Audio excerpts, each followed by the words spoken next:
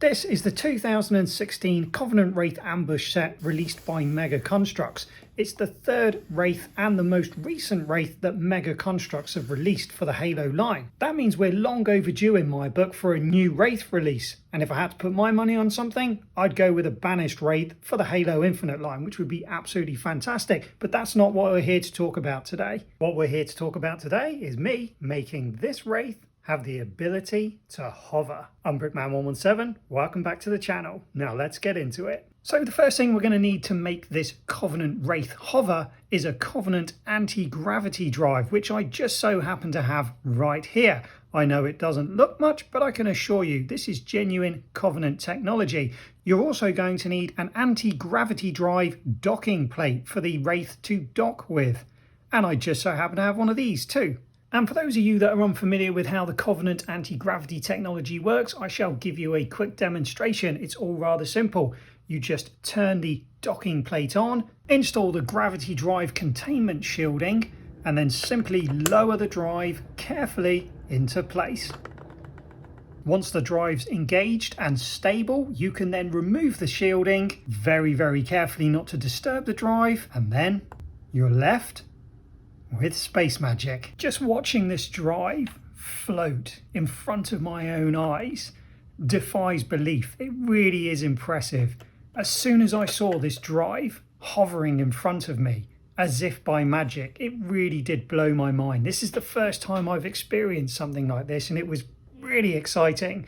And I just couldn't wait to see if I could get it installed into a Wraith tank and make that tank hover. Let's see how I did it. First thing I had to do was figure out how I was going to install the drive into the base of the Wraith with minimal impact to the overall design and silhouette of the Wraith. I didn't want to ruin what it looked like just to get the drive in there. I also didn't want the Wraith just sat on top of the drive because that wouldn't look very good. In the end, I opted to remove most of the silver base of the Wraith as I felt this wasn't that noticeable from most angles. The other thing that I had to bear in mind was weight. This anti-gravity drive was only spec'd to lift 350 grams and this Wraith fully built is 416, so I knew I was fighting a losing battle from the word go. So I had to strip this bad boy back. As you can see, I stripped out a fair amount of the bottom of the Wraith, and I also completely gutted the inside of the Wraith. I took out all of the gear from inside the driver's cockpit area because that just wasn't necessary for what I was trying to achieve here.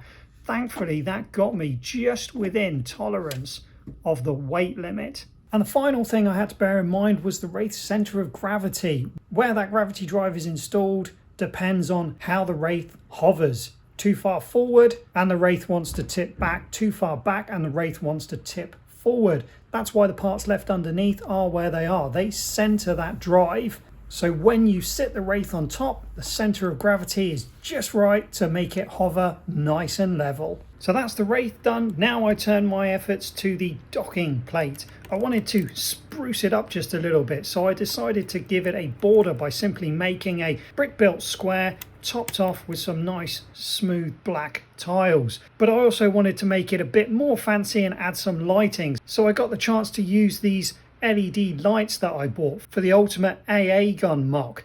I haven't used them since and I've been looking forward to doing so. So I put some new batteries in them, installed them across this smaller square, which conveniently slots into the bigger square. And then once you've got those both two together, you can then drop the docking plate down through the center of them, and it's got a nice little convenient hole in the back of it where you can plug the power cord in. And there we go. I think that looks pretty nice so far, and it hasn't even got the Wraith on it. So let's rectify that. So first things first, we've got to power up the docking plate, as the drive won't work without power to the docking plate.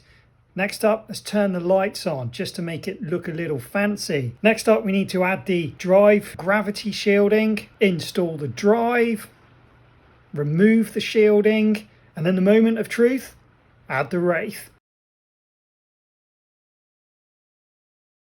I'm just kidding, as if I'd leave you hanging like that. Here you go, the moment you've all been waiting for, it's what you came for. Let's see this Wraith hover.